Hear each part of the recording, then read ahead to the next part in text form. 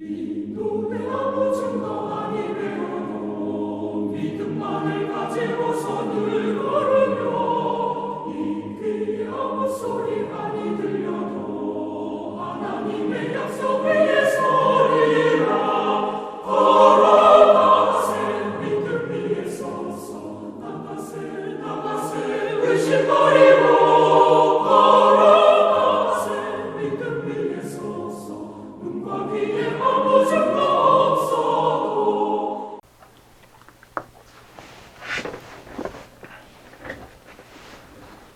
할렐루야.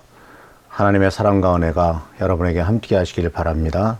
은혜와 평강이 주님께서 축복하시는 은혜와 평강이 우리 사랑하는 성도님들에게 넘치시기를 축원합니다.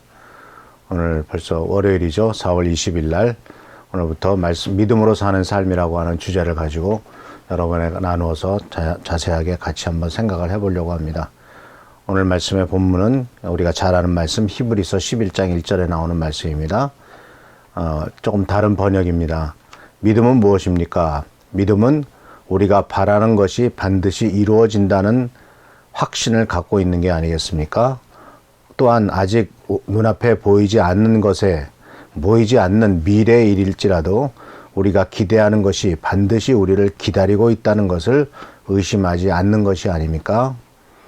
믿음은 바란 것들의 실상이요 보지 못하는 것들의 증거다라고 번역되었던 이 말씀을 쉽게 우리가 바라는 것이 반드시 이루어진다는 확신, 그리고 눈앞에 보이지 않는 미래의 일일지라도 우리가 기대하고 있는 것은 우리를 기다리고 있다.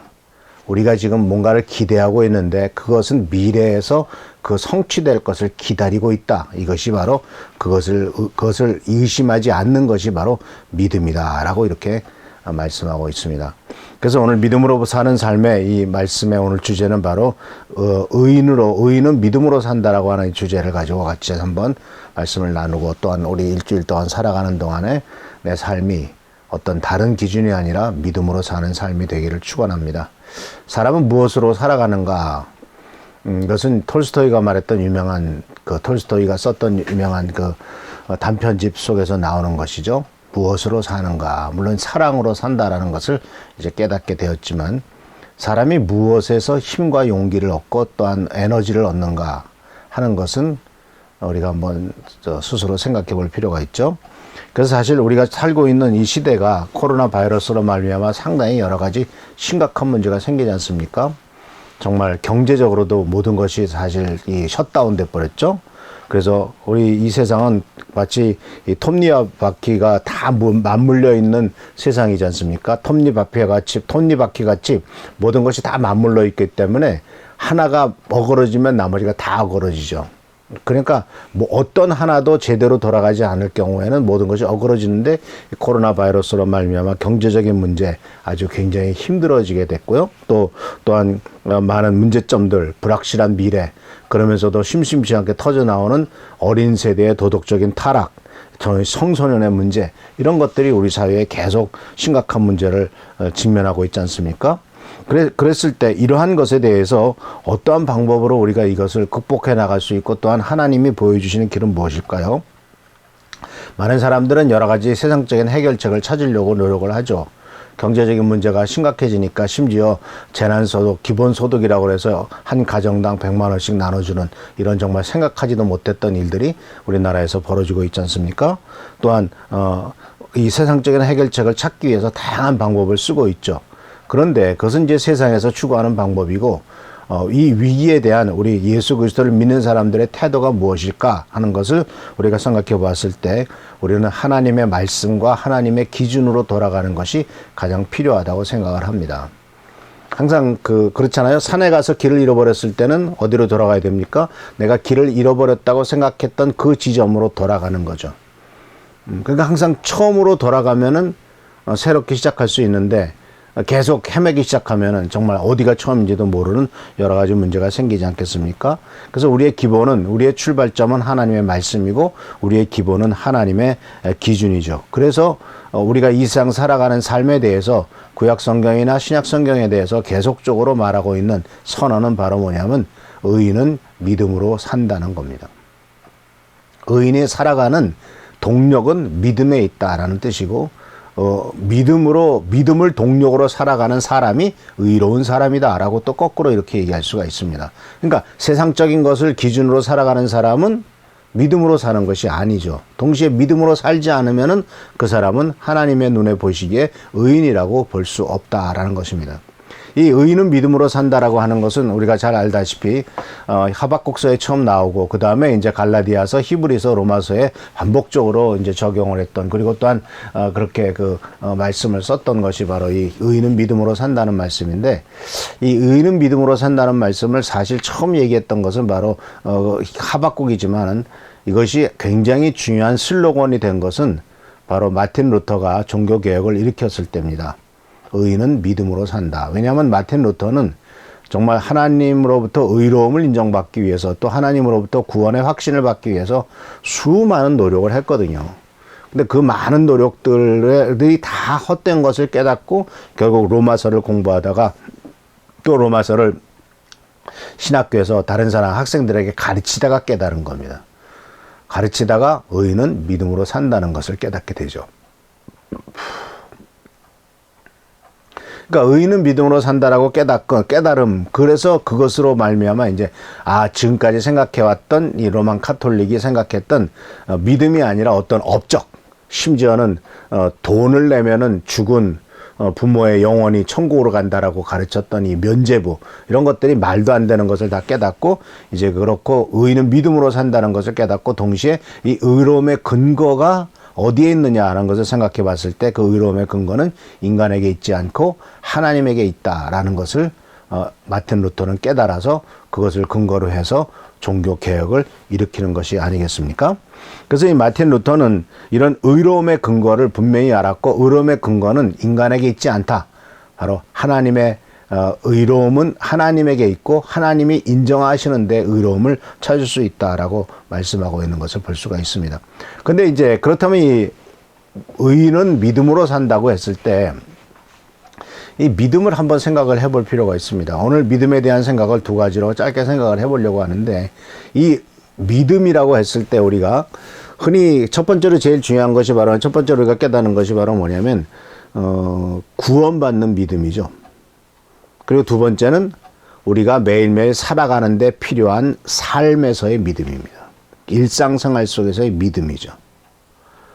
첫 번째로 우리가 알다시피 구원받는 믿음이라고 하는 것은 바로 예수 그리스도께서 우리 죄를 위해서 십자가에 달려 돌아가셨고 하나님이 은혜를 베푸셨고 그것을 믿음으로 받아들였을 때 우리가 구원을 받는다는 것이죠.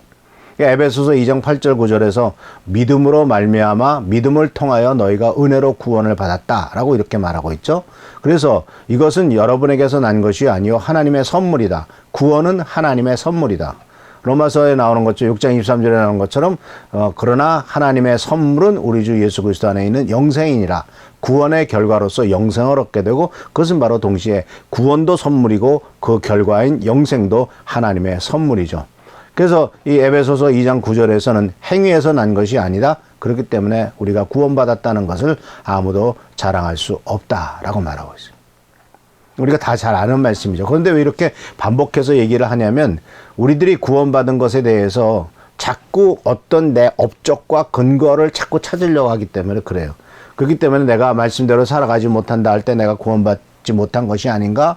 또는 내가 왜 이렇게 교회를 다니고 신앙생활을 한다면서도 여러 가지로 자꾸 시험에 들고 문제가 생기는가 하는 의심을 자꾸 갖게 되는데 그런 의심들은 대부분 나의 업적과 근거를 통해서 구원의 어떤 확신을 얻으려고 하는 그와 같은 생각이 우리들 속에 있기 때문입니다. 그래서 로마서 3장 24절에서도 말씀하셨죠. 하나님의 은혜로 값없이 의롭다 하심을 얻은 자가 되었다. 하나님의 은혜로 값없이 의롭다. 우리들은 의롭다고 하나님이 인정하셨는데 그것은 다 하나님의 은혜다라는 거죠.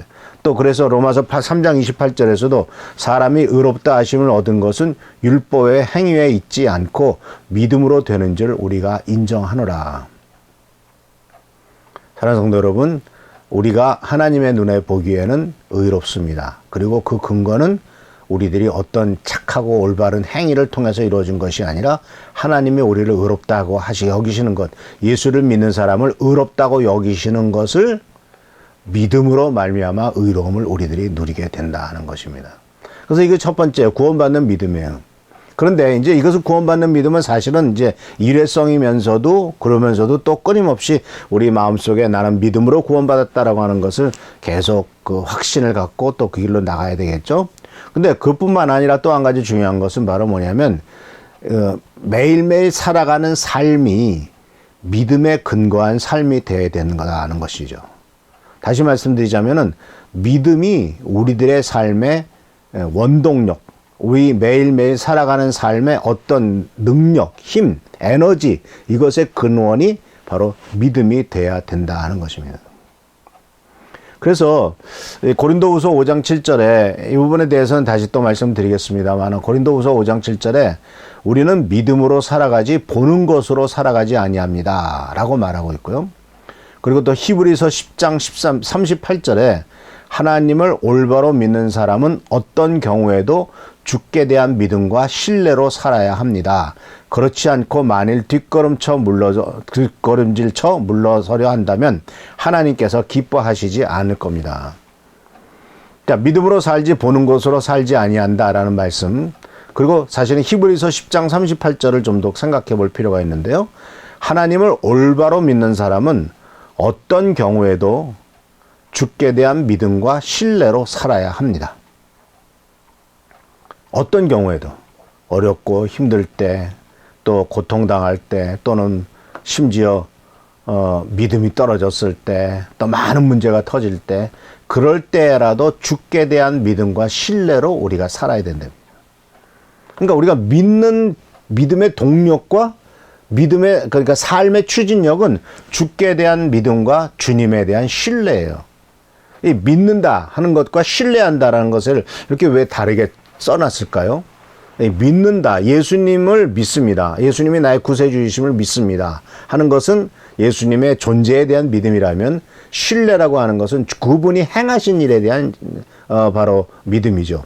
신뢰는 정말 주님은 그런 분이야, 주님은 우리 기도 들어주시는 분이야, 주님은 약속을 꼭 지키시는 분이야, 주님은 약속하신 대로 내 기도를 들어주신다고 했고 내 기도를 응답하시는 분이야. 이것이 바로 신뢰입니다. 그리고 신뢰는 사실은 하루아침에 싹 트지 않죠. 근데 우리가 지금까지 신앙생활을 해오면서 어려울 때 기도했더니 하나님이 들어주시고, 또 어려울 때 기도했더니 하나님이 피할 길을 주시고, 또 어떤 일이든지 하나하나 다 붙잡고 기도하니까 하나님이 생각하지 못했던 방법으로 다 열어주시고 축복하셨던 것이 쌓여지는 것이 바로 뭐예요? 신뢰예요. 하나님은 그런 분이시구나. 그래서 우리는 자꾸 어떤 현상이 나타나냐면, 어떤 문제가 있냐면 자꾸 잊어버려요.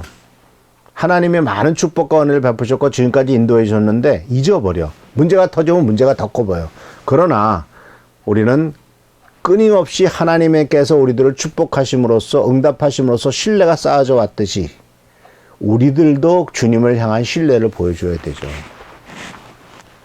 그래, 네가 나를 믿어주는구나. 하나님께서 우리들을 보실 때 그런 말씀이 필요하다는 사실이죠.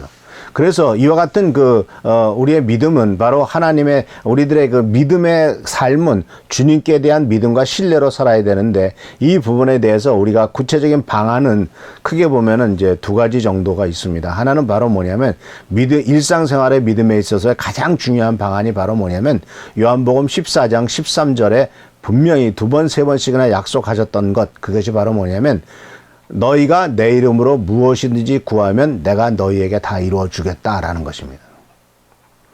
우리가 기도할 때마다 꼭 뒤에다 붙이는 말씀이 있잖아요. 예수 그리스도의 이름으로 기도합니다. 그것은 분명히 신약 성경 속에서 예수님께서 말씀하신 거예요. 내 이름으로 무엇이든지 구하면 내가 너희에게 다 이루어 주겠다. 그리고 그 이루어주는 이유가 뭔지 아느냐? 아버지께서 아들로 말미암아 영광을 받으시게 하는 것이다. 그러니까 우리가 예수님의 이름으로 기도됐을 때 성취되잖아요. 그러면 성취하는 것을 누가 성취해 주는 거예요? 내가 너희에게, 예수님께서 성취해 주시는 거예요. 그러니까 예수님으로 말미암아 하나님께서 응답하시고, 그러므로 하나님이 영광을 받으시게 된다는 것이죠. 그래서 이 일상의 생활이 믿음으로 나가는 첫 번째 방안은 바로 뭐냐면, 하나님을 신뢰하면서 우리의 아주 세밀한 부분까지 하나하나 다 하나님 앞에 기도하라는 겁니다. 하나님 앞에 구하라는 겁니다. 무엇이든지 구하라는 겁니다. 하나님 앞에 구할 때 하나님은 우리들에게 응답해 주십니다. 하나님 앞에 우리의 모든 부분들, 아주 세밀한 부분까지 다 얘기할 때 하나님은 다 하나하나를 다 이루어 주시는 분이십니다. 우리는 이 믿음을 절대로 잊지 말고 하나님을 신뢰하며 끊임없이 기도해야 되고 꾸준히 하나님 앞에 믿음으로 기도하며 나가는 것, 이것이 바로 믿음으로 사는 중요한 방법입니다. 방법을 많이 찾으러 다녀요, 문제가 생기면. 근데 그거는 우리가 기도하고 기도 속에서 하나님의 응답이 있고 하나님께서 기다리라 그러면 기다리고 누구를 만나라 그러면 누구를 만나고 하나님께서 방법을 가르쳐 주셨을 때 그 방법을 믿음으로 끝까지 밀고 나가는 것이지, 내 방법을 막 찾아가지고 뭘 해놓고 하나님 이거 이루어주세요 하는 것은 순서가 바뀐 거죠. 그러니까 먼저 기도하는 겁니다. 문제가 터졌습니까? 먼저 무릎을 꿇는 훈련이 돼야 됩니다. 먼저 무릎 꿇는 것이 아주 말하자면 습관화가 돼야 됩니다. 어려운 일이 생겼다. 먼저 무릎을 꿇고 기도할 때 하나님께서는 그 모든 것들을 다 들어주실 것을 믿습니다. 그리고 두 번째는 바로 뭐냐면 이렇게 믿음으로 기도하는 것에 있어서 가장 큰 어려움이 바로 뭐냐면 기다리는 일이에요. 그래서 히브리서 10장 36절에 이런 말씀을 하셨습니다. 하나님께서 약속해 주신 것을 받고자 한다면, 자, 하나님이 약속해 주셨습니다. 그것을 받기를 원합니다. 받고자 한다면 하나님의 뜻에 따르는 인내가 필요합니다. 믿음으로 기도했어요. 그리고 그것이 성취될 때까지 하나님의 뜻에 따르는 인내가 필요합니다. 인내라고 하는 것은 정말 제일 어려운 일이 인내죠. 기다려야 되는 겁니다. 어떤 때는 아무런 표시도 안 보입니다. 그래도 기다려야 됩니다. 그래도 기도해야 됩니다. 그러니까 우리는 이 인내를 보여주는 사람, 그리고 하나님께서는 끊임없이 인내하도록 요구했던 사람이 아브라함이죠. 아브라함에게 하나님께서 아들을 준다 했는데 그에게 허락하신 것은 실제로 이루어진 것은 25년이지 않습니까? 물론 중간에 실수하고 중간에 또 좌절하고 낙마하고 또 인간적인 방법으로 이스마엘을 낳고 이런 많은 문제가 있지만 그래도 하나님께서 약속하신 것은 25년이라는 기간이 지나서라도 꼭 성취시켜 주시는 분이죠. 그 아브라함의 인내가 필요했던 부분이죠. 그리고 또 엘리야가 이제 갈멜산에서의 위대한 역사를 이루고 난 다음에 하나님께서 비를 주겠다고 말씀하셨잖아요. 근데 비를 주겠다고 약속하셨으니까 하나님 비 주십시오 하고 한번 기도하고 비 올 때까지 기다린 게 아니죠. 아시다시피 갈멜산 꼭대기에 올라가서 7번이나 기도합니다. 한 번 기도, 간절히 기도하고 종 보고 가서 봐라. 저 지중해 쪽을 봐라. 6번째까지 아무 일도 없었습니다. 그런데 7번 기도하고 나니까 지중해에서 손바닥만한 구름이 올라왔고 그것이 바로 하나님께서 바로 비를 주시겠다라고 하는 표시로 받아들이죠. 그러니까 7번 기도했다는 것, 끊임없이 하나님 앞에 기도하면서 또 징조를 보고 또 기도하면서 징조를 보고 그것이 7번까지 됐다는 것, 이것이 바로 하나님의 뜻에 따르는 인내다. 그러니까 약속을 받는 것이 기도 속에서 받는 것이 중요한 일이고요. 그 다음에 그 약속을 받았다면 그것이 성취될 때까지 끝까지 또 그것을 붙잡고 기도하는 겁니다. 하나님이 비를 주신다고 했어요. 그러면 믿고 그냥 기다리면 되지 않습니까? 근데 왜 자꾸 7번씩이나 기도하라고 말을 할까요? 우리들은 하나님 앞에 기도해야만 믿음으로 인내하며 기다릴 수 있는 힘이 생깁니다. 인내하며 기다릴 수 있는 힘은 기도 속에서 나옵니다. 기도하지 않으면 어떻게 될까요? 좌절합니다. 기도하지 않으면 실망하고 낙마하며 결국은 포기하게 될 겁니다. 그렇기 때문에 우리들의 기도가 필요한 것은 하나님의 뜻을 따르는 인내를 끊임없이 해가기 위해서도 우리들에게 기도가 필요하다는 것입니다. 그래서 사랑하는 성도 여러분, 마지막으로 주님께서 주시는 권고는 히브리서 10장 39절에서 38절에 이어서 나오는 말씀이 바로 뭐냐면 우리는 하나님께 등을 돌리거나 비참한 운명에 처해서는 안 됩니다. 그보다는 하나님을 믿는 믿음이 우리를 구원하리라는 확신을 갖고 살아야 됩니다. 하나님을 믿는 믿음이 우리를 구원하리라는 확신, 그 확신을 갖고 살아가는 것, 이것이 바로 우리 예수를 믿는 사람들에게 절대적으로 필요한 하나님의 놀라운 그 축복의 근거요. 또한 하나님께서 우리들에게 요구하시는 것이다 하는 것입니다. 그래서 오늘 말씀을 마칩니다. 사랑하는 성도 여러분, 우리는 의인은 믿음으로 산다고 그랬습니다. 구원받는 믿음이 있고요. 매일매일 살아가는 데 필요한 일상생활의 믿음이 있는데, 일상생활의 믿음의 방안은 무엇이든지 구하면, 예수의 이름으로 구하면 이루어주겠다라고 하는 약속의 말씀을 믿는 것, 또 그것이 성취될 때까지 하나님의 뜻에 따르는 인내, 기도와 인내, 이 두 가지가 방판이다, 방법이다라는 걸 생각하시면서 끝까지 하나님이 구원하실 것을 믿고 믿음으로 나가는 우리 귀한 성도들 되시기를 축원합니다. 기도하겠습니다. 하나님 아버지, 주님의 은혜를 감사를 드립니다. 믿음으로 기도하고 이루어질 것을 바라보며 인내하며 또 기도 속에서 인내의 힘을 얻는 우리 성도님들 될 수 있도록 축복하여 주옵소서. 우리들이 살아가면서 정말 1년, 2년, 3년, 4년 이렇게 오랜 기간 동안 기도가 필요한 것이 있습니다. 그만큼 성취가 어려운 일이지만 또 그것이 성취되었을 때 엄청난 축복과 은혜로 우리들에게 다가오게 될 줄 믿사오니 끝까지 인내하며 견디며 기도할 수 있도록 하시고, 인내하는 기도 속에서 인내의 능력을 얻고 하나님의 축복을 바라보도록 인도하여 주옵소서. 주께 감사하고 예수 그리스도의 이름으로 축복하며 간절히 기도하옵나이다. 아멘. 계속해서 오늘도 주님의 은혜 가운데서 승리하는 여러분 되시기를 바라고, 우리 최장로님, 또 우리 한은조 선생님, 그리고 또한 우리 권기도 집사님 수술했습니다. 위해서 기도해 주시기를 부탁을 드립니다. 또 유관난 성도님들도 속히 일어날 수 있도록 기도해 주시기를 부탁드립니다. 어제 토요일 날 우리 권기도 집사님 장인 어른 소천하셔서 이제 그 장례식장에 갔다 왔는데, 그래도 하나님께서 온 가정을 축복하셔서 믿음의 가정으로서 하나님의 영광을 돌리게 된 것을 진심으로 감사를 드립니다. 하나님의 귀한 축복과 은혜가 여러분에게 넘치시기를 축원합니다. 할렐루야. 눈이 보기에는 어떠하든지 이미 얻은 증거대로 늘 믿으며 이 마음에 의심 없이 살아